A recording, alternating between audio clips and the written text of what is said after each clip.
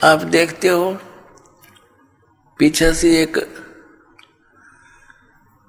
श्रद्धालु सत्संग से जा रहे थे, सच्चा सौदा सिरसा वाले के पेपर में आई थी, और उसके 6 सदस्य यानी टोटल कुल के कुल सारे मर गए एक्सीडेंट में, एक बुढ़ा बच गया। और हम कई जगह देखते हैं, जैसे एक बार भूकंप आया था गुजरात के अंदर, और सभी व्यक्ति 26 जनवरी यानी गणतंत्र दिवस भारत का मनाने के लिए तैयार थे। सन 2000 की बात है, 26 जनवरी की। ऐसा भयंकर भूकंप आया, 26 जनवरी की छुट्टी थी, कर्मचारी अधिकारी सब अपने घरों पर टेलीविजन के सामने बैठे थे कि आज अपने गणतंत्र दिवस की झांकी देखेंगे। ऐसा भयंकर भूकंप आया, जिन मकानों को, कोठियों को, संपत्ति को बनाने में सारा जीवन न्यौछावर कर दिया, उन्हीं कोठियों के नीचे दबके पूरे के पूरे परिवार नष्ट हो गए। पुण्यात्माओं, इस काल ने आप और हमारे ऊपर इतना प्रेशर डाल रखा है, तीनों गुणों का, 3 इंजेक्शन लगा रखे हमारे, ये लगे ही रहते हैं, इनका प्रभाव हमारे ऊपर बना ही रहता है कंटिन्यूसली।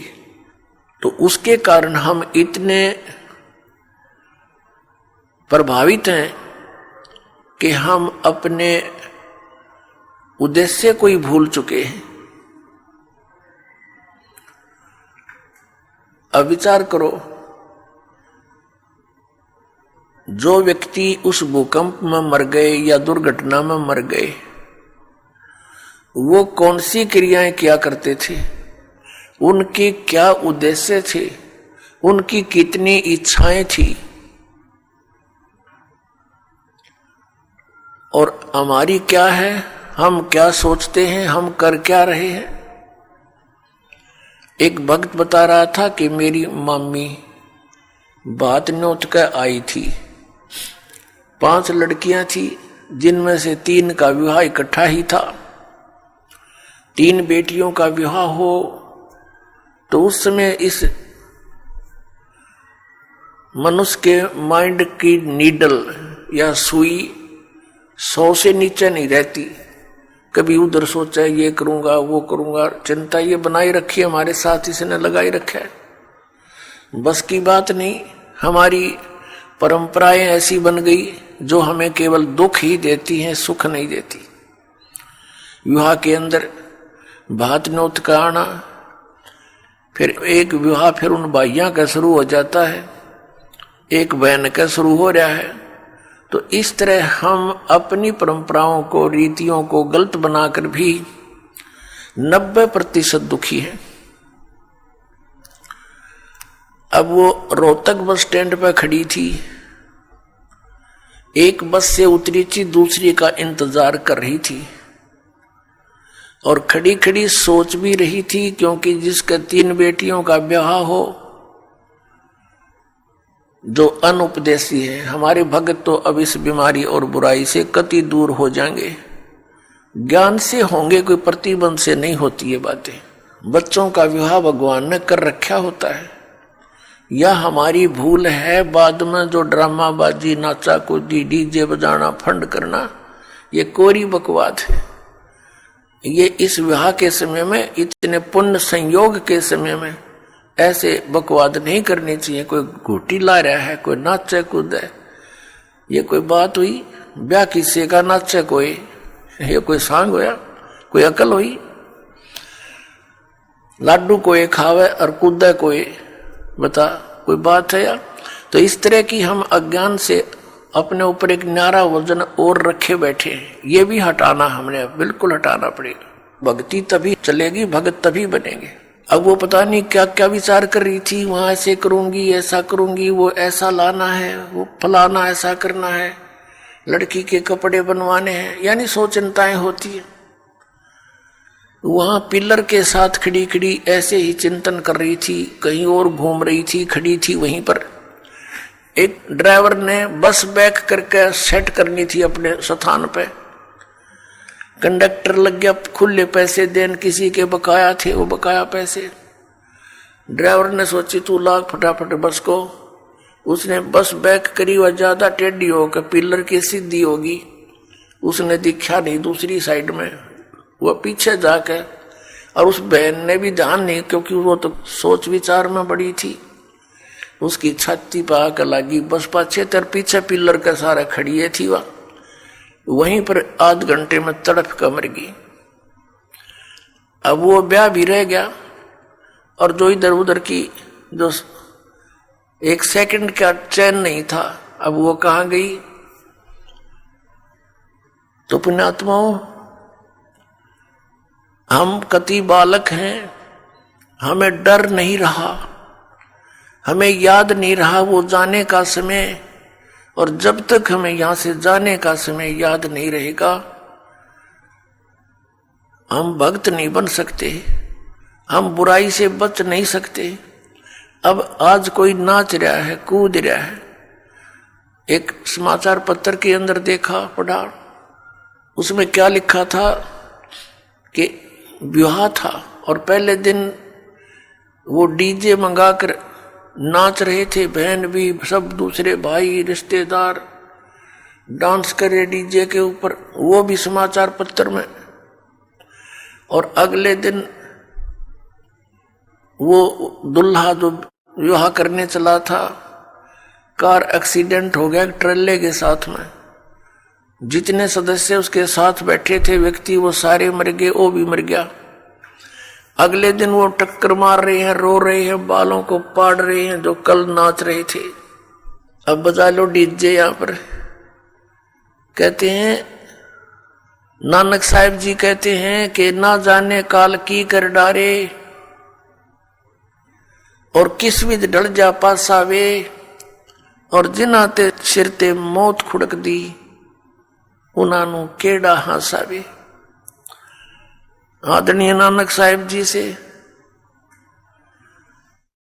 किसी ने पूछा कि हे महात्मा जी, आप कभी भी खुश नजर नहीं आते, ना कोई त्योहार और तीज मनाते। तब उन्होंने कहा था, भाई ना जाने यहां क्या बिजली गिर जा एक पल में, और हमने तो अपनी मौत दिखाई देती है, इसलिए रुचि नहीं बनती इन नाचन और गावन में, यहाँ की नकली खुशी मनावन में। कति दिल नहीं मानता। ना जाने काल की कर डारे, किस विध ढल जा पासावे, और जिनाते सिरते मौत खुड़क दी, उनानू केड़ा हासावे। फिर उनसे पूछा, क्या आप कभी प्रसन्न नहीं होते, ऐसे कैसे जी रहे हो।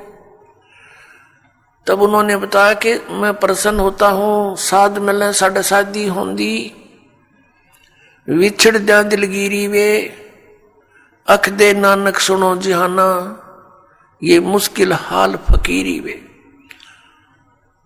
नानक साहिब जी कह रहे हैं कि जब मेरे भक्त, मेरी साध संगत यहां आती है सत्संग श्रवण करने के लिए, तो मेरी खुशी का कोई ठिकाना नहीं हो रहता। वो हमारे साथी है, वो हमारी खुशी है। और जब ये वापस जाते हैं संसार में यहां से, तो फिर मुझे दिलगिरी होती है, बहुत परेशानी, दुख हो जाता है, चिंता लग जाती है कि कहीं ऐसा ना हो ये मेरे बच्चों को, जिनको मैंने मुश्किल से मार्ग पर लाया है, सत्य बताया है, परमात्मा का सच्चा ज्ञान समझाया है, कहीं कोई काल, क्योंकि संसार में इस ज्ञान के जानने वाले व्यक्ति नहीं हैं। एक अकेला एक संत होता है जो सतमार्ग देता है, असंतों की गिनती नहीं होती। उनसे प्रभावित अन्य श्रद्धालु भी फिर उसी की बोली बोलते हैं, वही क्रियाएं करते हैं।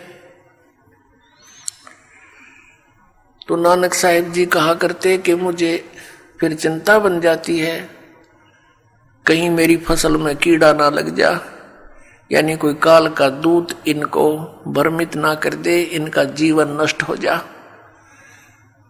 कहते हैं साध मिले साढ़ा शादी होंगी, जब ये वापस आते हैं एज इट इज, तो मेरी खुशी का ठिकाना नहीं रहता कि परमात्मा की दया से अभी ये बचे हुए हैं। और विछड़ जा दिलगिरी वे, जब ये यहाँ से जाते हैं तब मुझे बड़ी परेशानी होती है, मुझे चिंता बन जाती है। क्यों बन जाती है? अख दे नानक सुनो जहाँ ना मुश्किल हाल फकीरी वे। फकीरी में भक्ति, फकीर का अर्थ होता है सभी बुराइयों से हटकर सबका परित्याग करके भक्ति करे।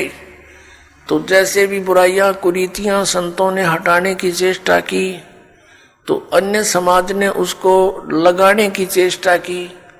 तो जिस कारण से भक्त और संसार के अंदर सदा से ही विरोध बना रहा, क्योंकि संसार की जो रीतियां रिवाज हैं वो काल प्रेरित है, वो यही रहने की है। और संतों की मर्यादा इस काल की मर्यादाओं से हटकर है, वो भक्ति बाधक है। इसलिए अन्य समाज के लोग कहते हैं देखो इन्होंने तो माता धोकनी भी छोड़ दी, इन्होंने तो बाबा श्याम जी भी नहीं पूज रहे हैं, ये तो ऐसे भी नहीं कर रहे हैं, ये तो दिवाली भी नहीं मना रहे हैं, ये कैसे हो गए हैं, इन तो बट्ठा बैठा दिया। एक भक्त बतावा था, कहने लगा जी आज 10 वर्ष हो गए हमने कोई त्योहार नहीं मना लिया। नाम लिया था उसने उस दिन, फिर वो अपने दुख गिनावा था, कह रहा था जी हमने 10 वर्ष हो गए हमारा त्योहार नहीं मन लिया, ना होली ना दिवाली ना तीज ना कोई अन्य। क्या कारण? कि हमारा परिवार है, कभी तो हमारे घर में कोई खुद जवान भाई की मृत्यु हो जाती है, 1 वर्ष उसकी चिंता पूरी होती है, तब तक दूसरा कोई रिश्तेदार निकट में, जैसे बहन का पति मर गया, फिर त्योहार मने नहीं, फिर कोई बिल्कुल साथ में का केताऊ का मर गया जवान,